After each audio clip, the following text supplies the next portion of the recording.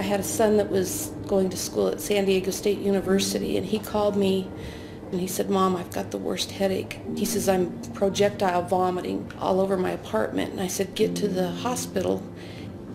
And the emergency room doctor at Sharps Memorial Hospital in San Diego called me, and he said, "Your son has bleeding in the brain." And I said, "We'll be there immediately." And my son had surgery that evening. When he got out, Dr. Tanawai told us that my son had brain cancer, and it was either the very worst or the second worst type of brain cancer you could have. It was nothing but chaos for 7 months. We moved him back home and had to pack everything that he owned in California and brought him home, and he only survived just shy of 7 months, and he died October 11th of 2008.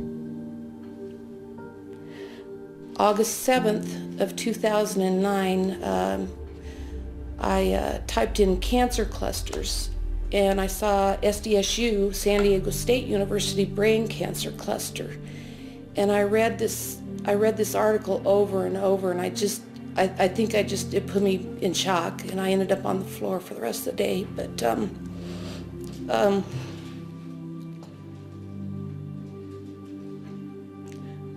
sorry.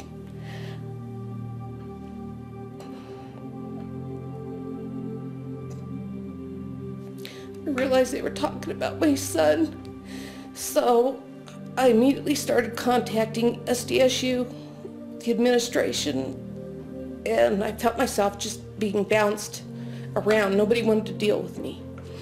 So I got in my car and I drove out to San Diego for the whole month of October of 2009. And I went over onto the campus. In these articles they talked about a cell tower, and I went over there, and there's this huge cell tower that's outside of this building, which towers above Nassatir Hall and room 131, where all these kids and people have come down with brain cancer.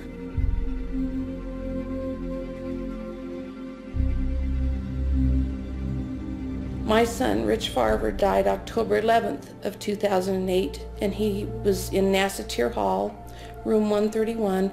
Professor Charles Cutter died June 19th, 2008, Nassatir Hall, room 131. Lou Terrell, diagnosed with primary lymphoma brain cancer in 2008. He was in the room right next to room 131.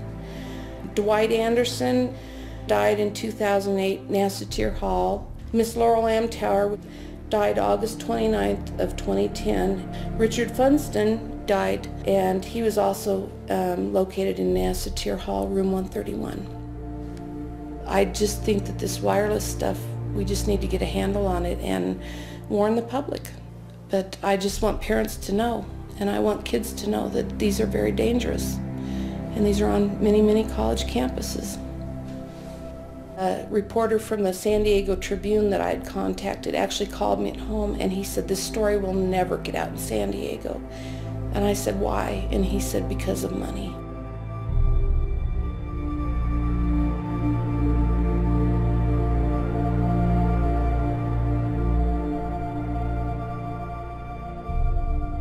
After having interviewed more than 70 people from 4 countries, witnessing the profound emotion from those whose lives have been ruined, I felt myself wondering if I could ever really make a difference against corporations that are so powerful and so willing to put money before life itself.